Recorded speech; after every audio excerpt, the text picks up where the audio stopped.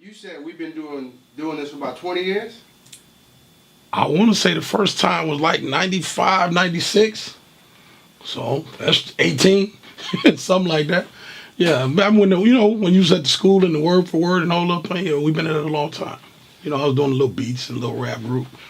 So why don't you tell me about, because there's in Aurora, there are a lot of, in our 18 years or so, there have been a lot of people attempting to be recording artists.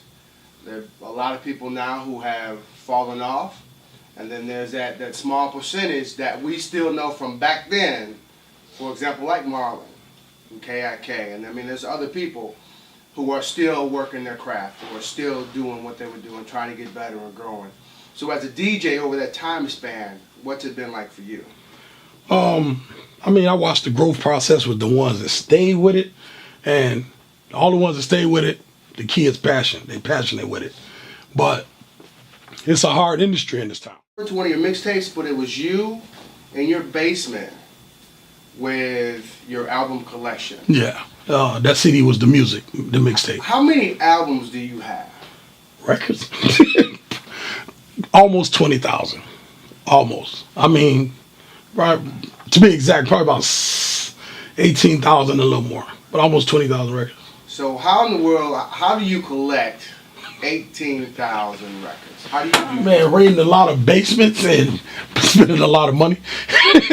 I've been collecting records since 83. When I started DJing, everybody was playing records. Your mama had records, what I'm saying? It was before the CDs and all that.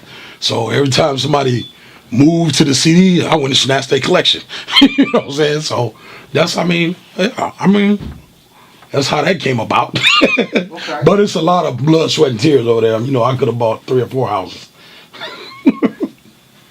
And then when you think about that collection of records that you have and the different sounds and the different artists and the legacies and whatnot, how do you think the music industry has changed?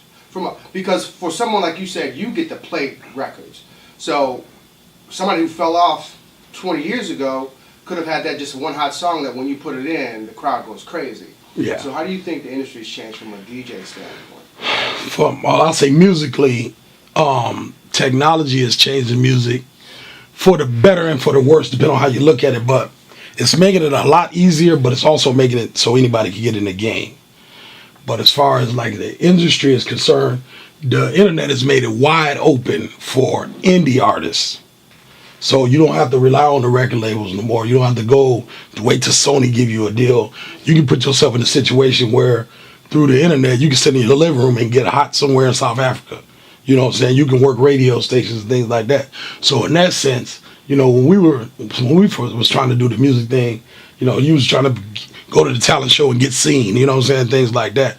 And what would you say for an artist, and I don't even know if I should call him an artist yet, but for someone who's just starting out, I want to be the hottest rapper, who's just starting out and may have experience in the booth, but doesn't have a show, they're not developed.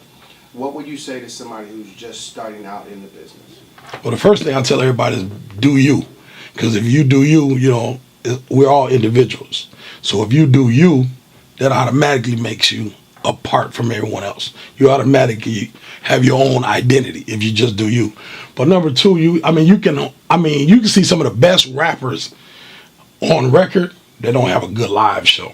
So you got to go whatever your strong point is. If your strong point is your live show, work on your craft in the studio and all that, so you can get to the position where you perform better. And if it's in reverse, work on your stage show so they get to the level where your songs is.